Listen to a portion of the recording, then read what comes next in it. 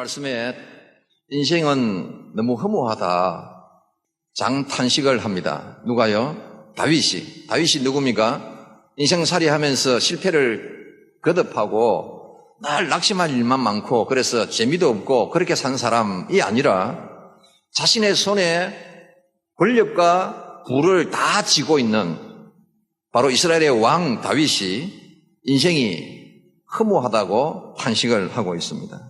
그 정도 사람이라면 인생은 참 아름다워라, beautiful life 그렇게 할 만한데 반대로 인생은 너무 허무하다 이런 탄식을 하고 있는 것이죠. 다윗이 이렇다면 거의 대부분의 인생을 살면 살수록 이런 탄식이 넘쳐난다 하는 생각이 듭니다. 그러면 여러분, 사람이 인생은 허무하다 이렇게 느끼는 이유가 뭡니까? 인생이 허무하다고 느끼는 이유 5절을 한번 보겠습니다. 상반절 다 같이 시작. 주께서 나의 날을 한 뼘 길이만큼 되게 하시매 나의 일생이 주 앞에는 없는 것 같사오니.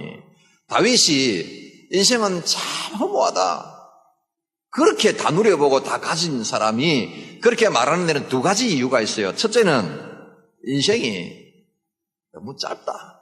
그걸 내 한 뼘 길이만큼 밖에 안 된다 이렇게 표현하거든요. 제법 인생이 길고 할 일도 많고 누릴 것도 많을 줄 알았는데 사실 다른 건 다 있어도 인생이 너무 짧다는 것입니다. 혹은 너무 황급히 찾아온다는 것이죠. 그러니까 인생이 허무하다라고 말하는 그의 탄식은 옳아 보입니다. 한 엄마가 아들과 함께 막내 아들을 데리고 사진첩을 이렇게 뒤적뒤적 보고 있습니다. 그런 중에 한 10여 년 전에 결혼 초기에 남편과 같이 해변에서 해수욕을 즐기고 있는 수영복 입고 멋지게 폼도 잡고 사진도 찍고 그랬던 사진들이 쭉 나옵니다. 아들이 엄마한테 묻습니다. 엄마, 이 근육짱이고 머리숱도 많은 이 남자 누구야? 누구야? 네 아빠지. 아들이 깜짝 놀랐어요. 그러면 이 아빠랑 언제 헤어지고 배도 나오고 머리숱도 많이 없는 지금 아빠랑 만난 거야? 지금 여기 그런 사람 많습니다. 옛날 남편과 지금 남편이 완전히 딴 사람인 분들. 물론 저도 그 중에 한 사람입니다. 전에는 깨끗이 씻고 얼굴에 무슨 좀 기름이라도 바르고 하면 촉촉하게 윤기가 나고 그랬는데 이제는 아무리 씻고 발라도 별로 거무튀튀하게 그렇습니다. 제 선배 목사님 가운데 한 분이 조금 이제 사람 신체 중에는 이제 나이가 들어가서 특징이 나타나지 않습니까? 특히 윗머리가 많이 없으신 선배 목사님이 하신 말씀이 교회에서나 어디에서 행사가 있어 사진을 찍을 때 또는 동영상 촬영을 할 때 카메라를 위에서 비추는 분은 원수 같대요. 하필이면 앞에서 비추면 자기도 근사한데 위에서 비추면 크게 타드러나니까 왜 하필이면 카메라를 위에다 갖다 대느냐 하는 거죠. 나는 아닌데 싶은 분이 있습니까? 잠깐이지 않습니까? 어떤 사람이 말하기를 인생을 100을 보면 4등분으로 구분해서 25세까지는 시간이 좀 안 간대요. 1배로 간 1배로. 25세가 지나서 한 50세 될 때까지는 속도가 2배로 늘어나고 그로부터 한 또 75세까지는 속도가 4배가 되고요. 75세 이상 넘어가면 세월이 너무 빨리 가서 어릴 때 생각했던 시간 개념보다 8배로 더 빨리 가요. 그러니 그 말을 눈 깜짝할 사이다 그렇게 말하지 않습니까? 그러니까 나 지금 25세 정도 되신 분들 나 아직 젊으니까 괜찮다. 앞으로 여러분 시간이 눈 깜짝할 사이 지나가기 때문에 지금까지 산 것보다 더 빨리 남은 생애가 지나갑니다. 집사님 한 분이 목사님께 전화를 했습니다. 목사님, 내가 아는 청년이 하나 있는데 이 중병에 걸려서 얼마 살지 못한다는 판정을 받았습니다. 예수도 안 믿는데 너무 불쌍합니다. 가셔서 좀 복음을 전해주실 수 없겠습니까? 혹시 복음을 듣고 예수 믿고 천국 가면 얼마나 좋겠습니까? 그래 하겠다고 했습니다. 근데 그분이 일러주는 말이 이 청년은 자기가 암에 걸린 줄 모릅니다.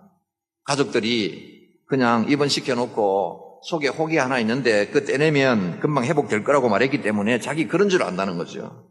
목사님도 비밀로 해주시기 바랍니다. 그러겠다 하고는 병원에 찾아갑니다. 청년이 입원해 있는 병실의 문을 열고 들어서는데 첫눈에 보기에도 병색이 너무 깊어 죽음의 그림자가 짙게 드리워져 있음을 느꼈습니다. 너무 안타까웠어. 젊은이가 열심히 구원의 도리를 전하고 기도해 주었습니다. 청년이 다 듣고 목사님이 하도 진지하게 열심히 전해주니까 목사님 저를 위해서 일부러 이렇게 시간 내셔서 찾아와 좋은 말씀 많이 해주시니 참 고맙습니다. 근데 제가 퇴원해도 금방 교회 나갈 수는 없을 것 같습니다. 밀린 직장일도 많고요. 못 만난 친구들도 만나봐야 되고요. 이제 나이도 나이인지라 좋은 사람 만나서 결혼도 해야 되고요. 너무 바쁠 것 같아요. 제가 우선 바쁜 일부터 좀 해놓고 다음에 시간이 나면 교회 나갈 건데 그때는 목사님 교회 찾아 나가겠습니다. 그렇게 말하는데 그 말을 듣는 목사님 너무 안타까웠다. 지금 죽음이 코앞에 다가왔는데 그것도 모르고 이것도 해야 되고 저것도 해야 되고 물론 해야 될 일이긴 하지만 그 일 때문에 정작 중요한 일을 놓치고 있는 그 모습을 보면서 이게 인생의 비애구나 하는 느낌이 들었다는 거죠. 이게 이 청년의 이야기가 아니라 거의 많은 사람들의 이야기예요. 어쩌면 여러분 자신의 이야기는 아닙니까? 죽음은 내가 생각하는 것보다 훨씬 더 가까이 다가와 있습니다. 제가 여러분 협박하는 것이 아니라 실제로 그렇습니다. 아까 드린 말씀처럼 20대까지 시간은 천천히 가지만 그 이후의 시간은 이걸 뭐라 그러면 성급이라 그러죠. 2, 4, 6, 8 지나가듯이 이렇게 비디오 테이프 돌려보면 확 금방 지나가. 아무리 30분짜리도요. 금방 30배로 32배로 돌려버리면 1분 만에 돌아가잖아요. 아침에 밥 잘 먹고 직장 간다고 아이들하고 빠이빠이 하고 아내하고 빠이빠이 하고 나간 남편이 그 길로 사고를 당해 돌아오지 못할 줄 누가 알았겠어. 오랜만에 건강검진 한번 한다고 병원을 찾아간 그분이 그 길로 병원에서 나오지 못할 줄 누가 알았겠습니까? 우리의 명대로 충분히 내가 생각하는 대로 살아도 100세를 살아도 인생은 짧아요. 그런데 그 100세를 누가 보장하느냐 하는 거죠. 그래서 다윗이 제법 그래도 좀 길게 산 사람이에요. 그런데도 인생의 후반전에 말년에 죽음이 점점 자기 코앞에 다가오는 것을 보면서 하는 말이 인생은 너무 허무하다. 여러분들이 지금 내가 얻었으면 하는 그것의 10배, 100배를 다 가진 사람이에요. 그것을 다 얻었다 하더라도 인생의 근본은 그것만 가지고는 허무하다는 거죠. 왜요? 인생이 너무 짧기 때문이죠. 다윗이 인생이 허무하다고 말하는 이유가 한 가지 더 있습니다. 6절에 보면 진실로 각 사람은 그림자같이 다니고 헛된 일로 소란하며 재물을 쌓으나 누가 거둘는지 알지 못하나이다. 이 권력을 가지기 위해서 재물만 가지면 내가 다 된다고 생각하고 오직 더 얻기 위해서 내 인생의 모든 것을 거기에 쏟아붓고 살았는데 그 어떤 것도 돈도 권력도 내 죽음을 막아주지 못한다 하는 것을 다윗이 깨달아 알게 된 것입니다.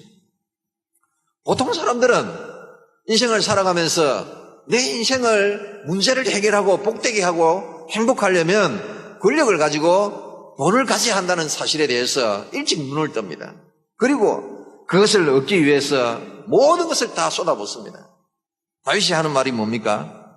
최고의 부자고 최고의 권력을 가진 사람인데 그 어떤 것도 자신의 죽음을 막아주지 못한다는 것입니다. 사람들이 한평생 아둥바둥 돈을 끌어모읍니다.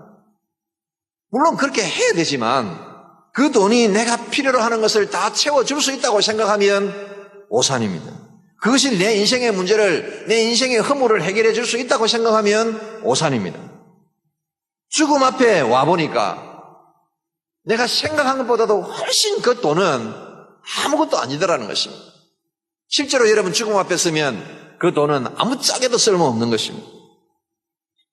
다윗이 말하는 것은 그렇게 가지고 있던 권력과 부, 내가 죽으면 누가 가지고 갈는지조차도 알 수 없습니다 라고 고백하는 것이죠.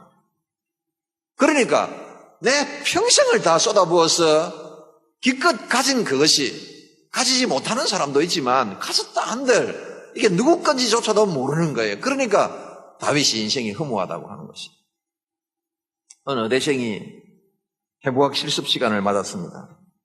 하얀 실습복, 손에 장갑을 끼고 또 비닐 치마를 입고 실습대 앞에 섰습니다. 앞에 실습할 시체들이 쫙 침대에 누워있는데 가슴이 섬찟하지요. 하지만 마음을 단단히 먹고 이제 실습을 시작합니다. 피부를 벗겨내고 장기를 적출해내고 배운 대로 해갑니다. 그런데 첫 시간이라서 그런지 여러 가지 생각들이 떠오릅니다. 지금 내 앞에 누워있는 이 사람도 살았을 때는 세상에서 자기가 제일 잘난 사람이라고 생각했지 않겠나는 거죠. 돈도 있었고 명예도 있었고 사랑도 있었겠죠. 근데 그래서 봤자 불과 얼마 지나지 않아 지금 머리도 다 깎이고 부끄러운 줄 모르고 실습대 위에 누워있는 것이죠. 그리고 피부가 벗겨지고 근육이 잘려나가고 장기가 적출되고 뼈가 추스려지고 있는 것입니다. 이 여성이 평생에 바른 화장품 값이 얼마겠어요?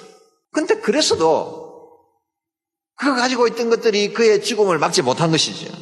그러면서 아니 나도 여기 누워있는 이 사람과 다른 게 뭔가? 얼마 더 살지 모르지만 금방 죽음이 닥쳐올 것이고요. 그럼 나도 이렇게 누워있지 않겠는가? 그날이 언제일지 당장 내일일지도 모르지 않는가? 그렇게 생각하니까 이 시신이 문제가 아니라 내가 거기에 누워있는 것이 보이는 거죠. 한참을 그렇게 허무하게 수업은 잊어버리고 서 있었답니다. 그렇게 인생을 보면 맞습니다. 인생은 허무합니다. 사람들이 생각하는 방식을 따라 생각해보면 다 얻었다 하더라도 허무하기 짝이 없는 것이죠. 금방 눈 깜짝할 새에 지나가고요. 또 권력이나 돈을 가지면 그 허무감을 벗어버릴 수 있을 줄 알았는데 결국 그건 아무것도 짝에도 쓸모없는 것이더라는 것이죠. 사람들이 왜 이렇게 인생을 허무하게 느끼나? 인생이 짧다. 또 그 어떤 것도 내 죽음을 막지 못한다. 그러니까 죽음에 꽁꽁 묶여 있는 것입니다. 사람의 죽음이라는 것의 실체가 뭘까요? 우리는 죽음을 생각하기 싫어하기 때문에 죽음이 뭔지를 깊이 생각하지 않습니다. 그러나 우리가 죽기 때문에 인생이 허무하다고 느끼는데요. 그러면 그 허무를 어떻게 극복합니까? 죽음이 뭔지를 깊이 생각해 봐야 합니다. 우리를 꽁꽁 묶고 있는 이 죽음의 실체는 사실은 한 가지가 아니라 세 가지 죽음입니다. 세 가지 죽음이에요. 죽음이 세 가지로 구성되어 있다는 것을 알아야 이 죽음이 주는 허물을 극복할 수 있습니다. 첫째는 영의 죽음입니다. 일부 예배를 드리고 어떤 분이 센서가 있는지 이렇게 갖다 놨네요. 자, 보십시오. 이게 이 꽃병입니다. 꽃을 하나 꽂아두었습니다. 이 꽃은 참 아름답습니다. 하지만 여러분, 이 꽃이 지금 죽었습니까? 살았습니까? 죽었어요, 살았어요. 그냥 한번 생각해 보십시오. 다시 한번 생각해 보십시오. 이 꽃이 지금 죽었어요, 살았어요? 예? 견해가 다양하네요. 제가 답을 드리겠습니다. 이 꽃은 죽었습니다. 살아있는 것처럼 보이는 거죠. 언제 죽었습니까? 뿌리가, 이 꽃이, 가지가 원둥지에서, 뿌리에서 꺾이는 순간 죽은 것입니다. 이 며칠 지나보면 압니다. 이렇게 두면 다 시들어 빠집니다. 그러면 이거 진작에 일주일 전에 죽었구나. 언제요? 꺾이는 순간에 죽었다 하는 것을 알게 됩니다. 사람이 꼭 그와 같습니다. 우리가 지금 여러분 살아있는 것은 근본적인 기본적인 우리의 생명, 존재적 생명, 영적인 생명은 죽었습니다. 물론 회복된 사람도 있지만 죄에 빠진 사람은 죽은 거예요. 언제요? 죄 때문에 하나님으로부터 분리되는 순간에, 하나님으로부터 끊어지는 순간에 죽습니다. 그 존재가 죽는 거예요. 그게 영이 죽는다라고 말합니다. 영적인 죽음입니다. 왜 그렇습니까? 사람을 만드신 하나님, 창조주 하나님과 우리의 관계가 단절되었기 때문에 죽는 것입니다. 이 세상이 모든 것이 다 태양으로부터 에너지를 공급받아야 살 수 있는 것처럼 사람은 다 생명의 근원이신 하나님과 연결되어 있어야 사는데 죄로 말미암아 끊어져서 죽는 것입니다. 이 영의 죽음에서 육의 죽음이 옵니다. 영이 살아있어 하나님과 연결되어 있으면 영원히 죽지 않은 존재인데 하나님과 단절되어 있기 때문에 생명이 공급이 끊어지는 것입니다. 그래서 우리의 육신의 생명도 죽습니다. 그게 육의 죽음이에요. 다시 한번 보십시오. 이 꽃병의 꽃이 죽었습니다. 꺾였기 때문에. 그런데 지금 여러분 어떤 사람들이 살았습니다라고 말하는 이유가 뭡니까? 살아있는 것처럼 보이는 거예요. 며칠 동안은 제법 싱싱합니다. 제법 보니까 아름답기도 하고 냄새를 맡아보면 향기도 납니다. 하지만 며칠뿐이에요. 그러니까 죽은 거예요. 시간이 한 일주일 지나면 다 말라 비틀어집니다. 우리 인생이 그렇습니다. 몇십 년 제법 싱싱하게 보입니다. 살아있는 것 같습니다. 근데 얼마 지나지 않아 시듭니다. 꽃이 뿌리에서 잘리는 순간 죽기로 그 운명이 결정된 것처럼 우리가 죄로 말미암아 하나님으로부터 창조주 생명의 근원으로부터 끊어지는 순간 죽기로 결정되어 있는 것입니다. 다르게 표현하면 영이 죽었기 때문에 육신도 덩달아 죽는 것입니다. 그게 인생의 실체예요. 그 죽음을 우리는 피할 수가 없습니다. 잘난 사람이건 못난 사람이건 돈도 명예도 그것을 막을 수가 없어요. 옛날에 제가 부목사 시절에 사택이 산 중턱에 있었던 시절에 있었습니다. 빌라에 사는데 집에 산 중턱이다 보니까 또 건물도 오래되다 보니까 각종 벌레, 진해 같은 것이 많았습니다. 심지어는 쥐도 돌아다녀요. 그러니까 이 진해 같은 것은 다 그 냄새를 맡고 잘 온대요. 그래서 거기 사는 한 몇 년 동안 통닭을 먹어본 적이 없어요. 통닭 먹고 싶다면 애들 데리고 공원에 내려가서 먹고 다 버리고 올라오지. 진짜 자다가 진해가 막 이불 밑에 다닌 적이 있어요. 쥐도 또 있습니다. 쥐도. 이 쥐가요, 그냥 쥐를 이제 잡아야 되죠. 그러면 보통 보면 이제 이 싱크대 밑에 옛날에 끈끈이라는 게 쥐 잡는 거. 끈끈이 이거 셉니다, 생각보다. 쥐가 아무리 날쌔도 거기 붙으면 발버둥 치다가 몸이 다 달라붙어가지고요. 발버둥 치면 칠수록 다 붙어버려요. 그래서 죽어버려요. 하루는 새벽기도 간다고 일어나 보니까 끈끈이에 쥐가 한 마리 달라붙었어요. 아이고, 막 쥐 때문에 얼마나 속 썩는데 잘됐다, 요놈. 그런데 가만히 보니까 이 쥐가 몸이 달라붙어가지고 꼼짝을 못하는데 머리만 겨우 움직이지 많이 움직였기 때문에 손, 몸 다 달라붙니 머리 하나 남았어요. 근데 그 머리를 이렇게 비틀어가지고 쥐를 유인하기 위해서 제일 쥐가 잘 오는 게 오징어 냄새를 맡는다는 거예요. 오징어 다리를 거기 놔놓는데 쥐가 지금 다 달라붙어서 죽어가는데 머리를 이렇게 막 비밀어서 오징어 다리를 지금 씹어먹고 있는 거죠. 그 장면을 제가 한참 쳐다봅니다. 야, 이 바보야. 그러니까 네가 쥐새끼지. 쥐가 한심해서 쳐다본 게 아니라 그렇게 머리를 비틀어서 오징어를 씹어먹고 있는 그게 인생의 모습과 같다는 생각이 드는 거예요. 다윗이 장탄식을 한 것처럼 인생이 그렇게 짧고 황급히 찾아오는데 생각보다 우리 앞에 가까이 다가와 있는데 우리는 그것을 생각하지 않고 한 푼 더 벌고 좀 더 권력을 가지기 위해서 거기에 목숨을 걸고 살아가는 거죠. 그런 모습이나 이 쥐가 자기 몸이 달라붙어서 끈끈이에 지금 이제 거의 죽을 지경에 됐는데 그 오징어 다리 하나 먹으려고 머리를 막 움직여서 오징어 다리를 먹고 있는 것과 뭐가 크게 다를 바가 있는가 하는 생각이 드는 거죠. 슬픕니다, 슬픔. 우리가 아무리 육신의 죽음을 피하려고 해도 현실이에요. 제가 여러분을 이렇게 협박하려고 그러는 것이 아니라 모든 인생이 지나가는 그 길입니다. 그리고 그 길은 빠르게 황급히 찾아오고요. 아무리 막으려고 모든 수단을 다 동원해도 막을 수 없는 것입니다. 그 사실을 인지해야 돼요. 교회 가면 죽는다, 죄지었다 해서 여러분 겁주려고 그러는 것이 아닙니다. 현실이에요. 세 번째는 우리가 매달려 있는 인생이 허무하다 이렇게 느끼는 이유, 죽음 때문인데 세 번째 죽음이 영원한 죽음입니다. 자, 보십시오. 꽃병에 꽃이 시들면 꽃병에 그대로 두고 여기 장식하는 사람이 누가 있습니까? 그냥 뽑아내서 쓰레기통에 버립니다. 시골 같으면 아궁이에 던져 불쏘시개가 되는 거죠. 말라 비틀어져 있는데 그대로 두는 사람은 아무도 없습니다. 마찬가지로 우리의 육신이 죽으면 죽는 그것으로 끝나는 것이 아닙니다. 싹싹 모아서 쓰레기통에 버리고요. 또 아궁이에 버립니다. 그것이 바로 우리가 살면서 지었던 죄의 대가를 치르는 것이 지옥입니다. 제가 또 여러분 협박하는 겁니까? 지옥이 정말 있습니까? 저도 지옥이 없으면 좋겠습니다. 우리하고 같이 이 땅의 삶을 산 사람이 지옥 가는 건 누가 좋아하겠어요? 그런데 이 천지 만물을 지으신 하나님께서 창조할 때에 만든 것이 이 세상과 그리고 천국과 지옥이 동시에 존재합니다. 어떻게 지옥이 있는 것을 압니까? 대부분의 사람들이 천국이 있기를 바라고요. 또 천국이 있다고 짐작합니다. 천국에 있다는 것을 어떻게 압니까?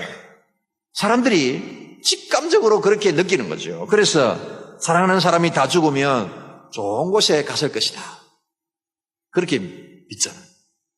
어떤 사람은 천국 갔다 그러고요. 어떤 사람은 또 뭐 극락에 갔다 그러고, 어떤 사람은 좋은 데 갔다 그러고, 어떤 사람은 낙원에 갔다 그러고, 각각 표현은 좀 다르지만 어쨌든 천국에 있다고 믿어요. 내 아버지, 내 어머니, 내 친구 죽었으니 이제 화상에서 버리고 나면 끝이다. 그러기를 바라고 그런 사람은 아무도 없습니다. 그러면 여러분, 천국에 있다고 믿는 것이고 천국에 있다고 사람들이 직감적으로 그렇게 생각하는 거예요. 그런데 여러분, 천국은 있는데 지옥은 없다. 그게 논리적으로 안 되는 모순이라죠. 천국이 있고 지옥이 있습니다. 이렇게 세 가지 생명, 영의 죽음, 육의 죽음, 영원한 죽음이 우리를 꽁꽁 메고 있기 때문에 사람이 살아도 제법 잘 나가는 사람도 왠지 모르게 인생이 이상하게 불안하고요. 이상하게 허무하고 이상하게 허전한 거예요. 내가 아파트 40평짜리 하나 장만하는 것이 꿈이고 목표다. 그러면 행복할 줄 알고 열심히 돈 벌고 해서 40평짜리 아파트 샀는데 사보십시오. 내 허무함이, 내 허전함이, 내 불안함이, 내 두려움이 없어지는 거죠. 그러면 여러분 어떻게 해야 됩니까? 이 허무감을 어떻게 이길 수 있습니까? 머리 깎고 산에 올라가서 도라도 닦아야 합니까? 그렇게 해결이 안 됩니다. 뭐가 우리에게 두려움을 주는 것인지를 제대로 알아야 하는 것이죠. 오늘 말씀의 핵심도 이것입니다. 자, 여러분, 세 가지 죽음 중에 이 세 가지 죽음이 우리를 두렵게 하고 우리를 인생을 허무하게 만드는데 이 세 가지 죽음은 하나로 연결되어 있어요. 하나가 왔기 때문에 다른 것이 두 번째, 세 번째 죽음이 따라오는 것입니다. 가장 근본적인 죽음이 뭡니까? 영의 죽음입니다. 우리의 존재론적 죽음이죠. 이 존재론적 죽음, 하나님과 끊어지는 것, 이거 왜 그렇습니까? 죄 때문입니다. 죄 때문입니다. 그래서 죄의 문제를 해결해야 됩니다. 창조주이신 하나님 그분, 우리의 생명의 근원이신 그분이 거룩하신 분이어서 죄를 단 한 톨이라도 용납할 수 없어요. 근데 우리는 말로도 죄를 짓고 행동으로도 죄를 짓고 마음으로도 죄를 짓습니다. 평생 죄 한 번 안 지은 사람이 누가 있겠습니까? 그러니까 우리는 거룩하신 하나님으로부터 죄 때문에 단절되는 것입니다. 그러면 어떤 사람이 이렇게 항의할 것입니다. 하나님이 사람 만드는 거 아이가? 하나님이 만드는 사람이 죄를 지었는데 하나님이 그 죄에 대해 벌을 주면 안 되잖아. 그에 대한 답은 두 가지입니다. 하나는 주인이 우리를 그렇게 만들었어요. 여러분, 우리가 종이를 가지고 비행기를 만들었는데 한 놈은 만들고 나니까 쌩 잘 날아가고 한 놈은 중간에 날다가 떨어졌어요. 왜 나를 이렇게 만들었어? 그렇게 누가 따질 수 있느냐는 거죠. 주인이 흙을 가지고 토기를 만들었어요. 하나는 고래청자를 만들어서 좋은 자리에 앉히고 하나는 구조물통을 만들어서 저 집 밖에 사람들이 차고 다니. 왜 나는 구조물통을 만들었느냐고 거기 주인에게, 토기장에게 따질 수 있느냐는 따질 수 없습니다. 만드는 것 자체도 감사한 거죠. 두 번째, 하나님이 우리를 죄짓게 만들어 놔놓고 죄지었다고 벌 주나. 그래서 하나님께서 우리를 불쌍히 여기셔서 죄지은 것은 우리의 잘못이지만 하나님께서 우리의 죄를 씻어주고 싶어서, 죄로 멸망하는 것이 불쌍해서 죄를 씻을 수 있는 극적인 방법을 만들어냈어요. 하나님의 지혜가 아니면 만들어낼 수 없는 방법, 하나님의 아들을 이 땅에 인간으로 보내어 십자가를 지고 내 죄를 대신 지고 죽으시게 하시고 그를 믿는 자마다 죄를 씻을 수 있다고 말씀하셨잖아요. 우리가 예수 그리스도의 십자가를 믿고 그 십자가의 대속의 죽음으로 내 죄가 씻음받았다는 사실을 믿으면 죄가 씻어지고요. 하나님과의 끊어졌던 관계가 다시 회복됩니다. 하나님과의 관계가 끊어졌던 것이 다시 회복되면 내 영의 죽음이 살아나는 것이죠. 그리고 영이 살면 육신의 죽음도 해결됩니다. 죽어도 다시 영원히 살기 때문입니다. 내 육신이 다시 살아나기 때문에 죄가 씻어지고 영의 죽음이 영의 생명으로, 육신의 죽음이 육신의 생명으로 살아날 뿐만 아니라 영원히 천국에서 살게 되는 것입니다. 말하자면 세 가지 죽음, 인간의 인생을 허무하게 만들고 두렵게 만드는 이 영의 죽음과 육신의 죽음과 영원한 죽음이 우리의 예수 그리스도의 믿음으로 말미암아 구원을 받게 되면 영의 생명과 육의 생명과 영원한 생명으로 다시 살아나는 것입니다. 요한복음 11장 25절과 26절을 보십시오. 다 같이 읽겠습니다. 시작. 예수께서 이르시되 나는 부활이요 생명이니 나를 믿는 자는 죽어도 살겠고 무릇 살아서 나를 믿는 자는 영원히 죽지 아니하리니 이것을 네가 믿느냐. 보십시오. 나를 믿는 자는 이게 영의 생명입니다. 그리스도를 믿는 자에게 하나님과의 끊어졌던 관계가 회복되기 때문에 이게 영의 생명을 말합니다. 죽어도 살겠고 뭐가 죽는다? 육신이 죽어도 다시 살아난다는 것이 육의 생명을 얻는다는 것입니다. 영원히 죽지 아니하리니 영원히 죽지 않는다는 말은 영원히 이제 영과 육이 다시 살아 주님과 함께 천국에서 영원히 산다는 것이죠. 한마디로 말하면 구원받는다는 것입니다. 혹시 여러분 그런 적이 있는지 모르겠습니다. 예수 안 믿을 때 누가 믿는 사람이 예수 믿으면 구원받습니다 그러면 전도하는 사람 놀린다고 나 구원 주기보다 주려면 10원 차라리 10원 달라 이러면서 놀린 적 있죠. 그 구원은 그런 구원이 아닙니다.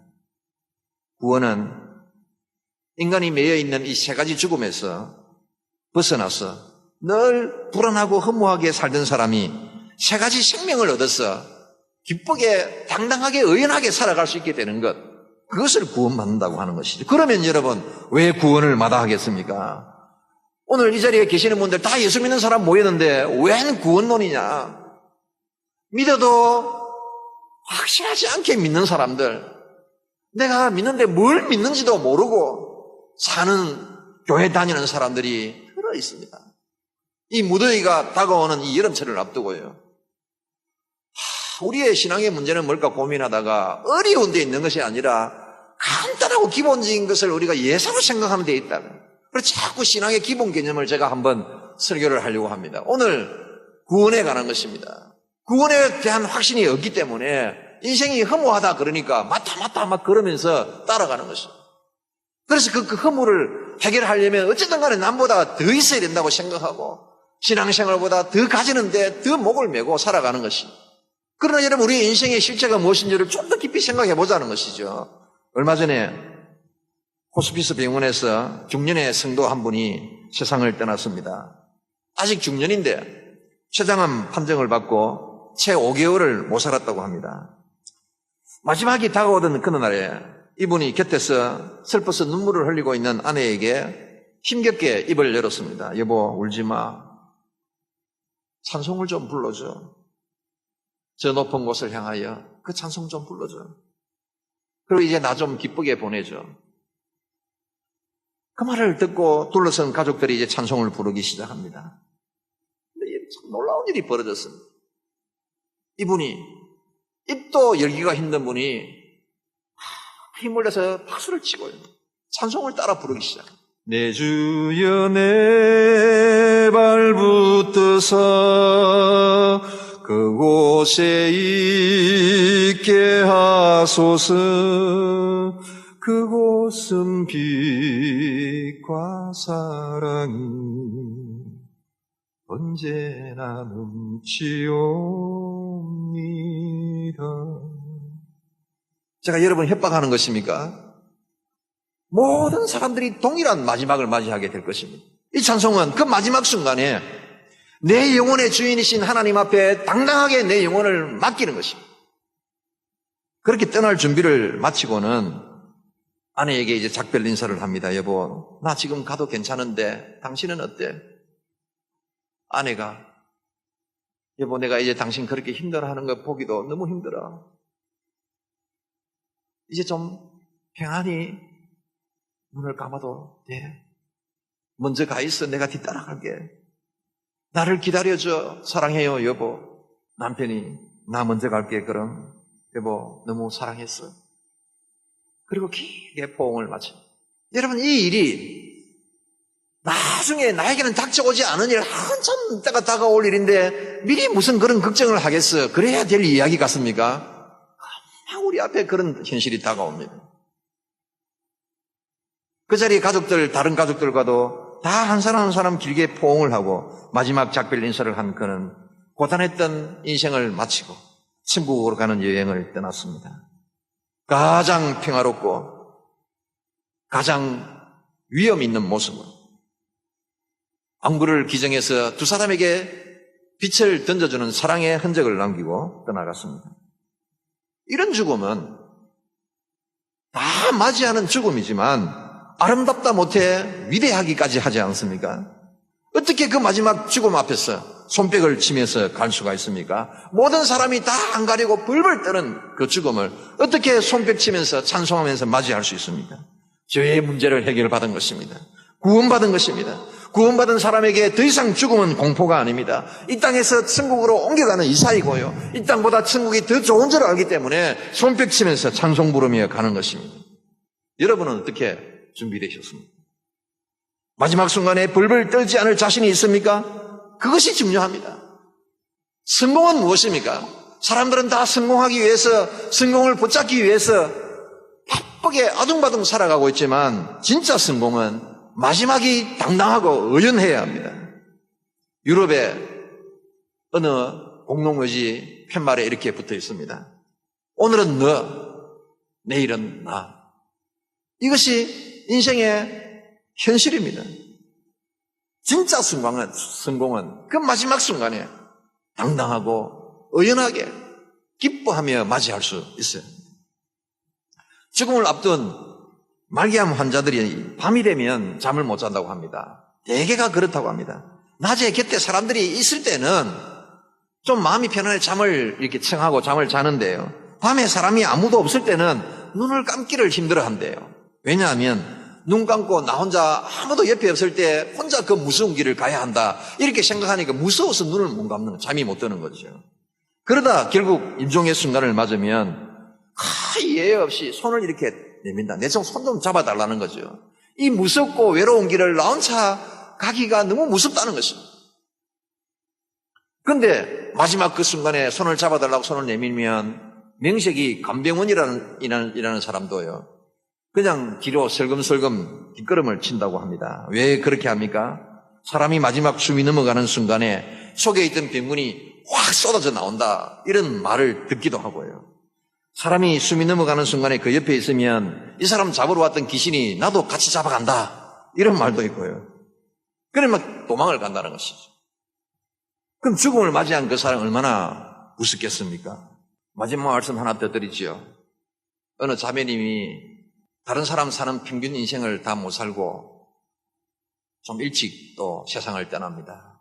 어릴 때 고아로 자랐는데 다행히 어느 신실한 목사님에게 입양이 돼서 사랑도 많이 받고 또 신앙생활도 잘하고 공부도 열심히 해서 취직도 하고 결혼도 하고 아이도 낳았습니다. 그래도 병을 이기지 못하고 결국 임종을 맞이하는데 이 자매가 다 꺼져가는 목소리로 목사님에게 아버지 제 손 좀 잡아주세요. 옆에 남편도 있고 자식들도 있는데 자기가 제일 어려울 때 자기 손을 잡아준 이 이제 아버지에게 자기 손 좀 잡아달라 부탁하는 거죠. 아버지가 그 딸 손을 잡고 간절히 기도하고서는 마지막으로 이렇게 말합니다. 얘야, 지금부터가 중요하다. 이제는 내 손을 잡아달라고 부탁하지 말고 예수님 손을 붙잡아야 돼. 이 딸이 그 말이 무슨 말인지 뜻을 알아들었어. 그리고 그렇게 하겠다고 고개를 끄덕입니다. 얼마 지나지 않고 이 자매의 얼굴이 환하게 밝아옵니다. 인종을 앞둔 사람이라고는 믿어지지 않을 정도로. 그리고 아버지 천국이 보여요. 천사들이 나를 마중 나왔어요. 그리고 세상을 떠나가. 아버지 목사님이 장례식에서 찾아온 사람들이 인사말을 하는데 내가 수십 년 목회를 했어도 이렇게 평화롭게 천국을 바라보면서 세상을 떠나는 사람은 참 드물게 보았습니다. 딸을 잃은 슬픔이야 이루 말할 수 없지만 그래도 너무 기쁘고 감사합니다. 여러분, 많은 현실을 제가 미리 걱정하고 생각하면서 막 여러분을 겁주려고 하는 것이 아닙니다. 우리의 죽음은, 우리의 인생은 너무 짧기도 하고요. 그리고 황급히 찾아오기도 하지 않습니까? 분명하게 준비되어야 됩니다. 어떤 것을 준비하는 것보다 더 확실하게 준비해야 되죠. 사람은 내 손을 잡아줄 수 없습니다. 죽는 그 순간에. 아니, 못 잡습니다. 잡을 능력이 없습니다. 그 길은 나 혼자 가야 하는 길이기 때문에 오직 주님만이 세상을 떠나가는 내 손을 잡아줄 수가 있습니다. 예수 믿고 구원받고 세 가지 죽음 대신에 세 가지 생명을 얻어야 됩니다. 그래야 마지막 순간에 당당하게 손뼉치면서 찬송 부르면서 그 길을 떠나갈 수 있습니다. 여러분, 고작 유럽 여행 1주일, 2주일 떠나도 얼마나 꼼꼼하게 잘 준비합니까? 그런데 우리가 영원히 살 그 삶을 위해서 좀 더 꼼꼼하게 우리의 죽음이 무엇이며 우리의 인생이 무엇이며 어떻게 인생의 허물을 극복할 수 있는지 더 진지하게 생각해야 되지 않겠습니까? 생명의 삶 공부를 하십시오. 더 이상도 더 이하도 없습니다. 공부를 한 사람은 다시 한번 해보십시오. 진지하게 주님께서 우리에게 던져주시는 구원의 도리가 무엇이며 우리의 신앙이라는 게 무엇인지를 한여름을 앞두고요. 우리가 여행을 계획할 때에 3박 4일 여행, 1주일, 2주일 여행도 꼼꼼히 준비하니까 우리가 우리의 삶을 인생의 허물을 극복하고 우리의 인생을 참으로 마지막을 당당히 맞이하기 위해서 구원의 도리에 대하여 더 진지하게 고민하고요. 다 열심히 그 도리를 배우고요. 구원의 확신을 가지고 남은 생애를 더 힘차게 살고요. 마지막도 당당히 맞이할 수 있는 저와 여러분이 다 되시기를 주님의 이름으로 축원합니다.